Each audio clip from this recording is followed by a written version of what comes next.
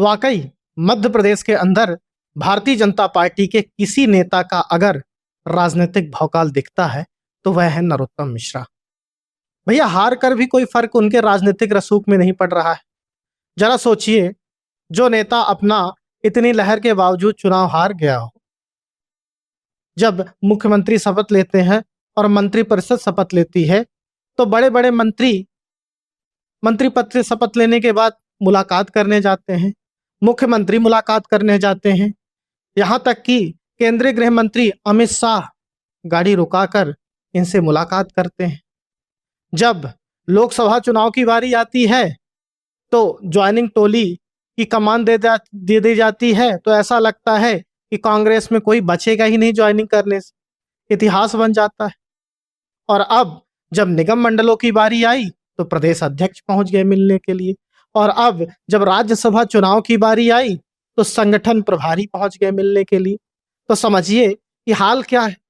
भले नेताजी हार गए, लेकिन राजनीतिक रसूख में कोई कमी नहीं आ रही। राहत इंदौरी साहब कहा करते थे, वो लाइनें बहुत अच्छे से याद है, आंधियों से कह दो अपनी औकात में रहे, हम परों से नहीं हौसलों से उड़ान भरते हैं। तो कुछ ऐसा हाल मध्य प्रदेश के पूर्व गृह मंत्री नरोत्तम मिश्रा का मध्य प्रदेश की राजनीति में दिखाई देता है। और हो भी क्यों ना, क्योंकि मध्य प्रदेश के राजनीति के चाणक्य कहे जाते हैं और एक बार बहुत जोर का झटका कांग्रेस को दे चुके हैं। कमलनाथ सरकार गिरी थी, सबको याद है, महती भूमिका नरोत्तम मिश्रा की थी। और फिर से अब बारी राज्यसभा चुनाव की है। हालांकि उपचुनाव उनके विधानसभा क्षेत्र में भी होने वाला है, लेकिन राज्यसभा चुनाव के पहले संगठन प्रभारी का मिलना, यानी फिर से एक बार कांग्रेस पार्टी को बड़ा झटका देने की तैयारी हो रही है। क्या तीसरी सीट के लिए नरोत्तम मिश्रा चुनावी मैदान में हो सकते हैं राज्यसभा के लिए, या कि फिर से चाणक्य की भूमिका निभाएंगे?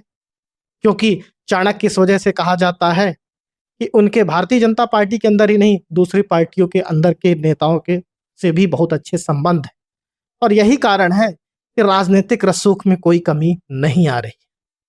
लेकिन जिस तरह से राज्यसभा चुनाव की गहमा गहमी मध्य प्रदेश में बढ़ती जा रही है और नरोत्तम मिश्रा का राजनीतिक भौकाल जिस तरह से मध्य प्रदेश में जमा हुआ है, लगता है फिर से बड़ा ट्विस्ट आने वाला है।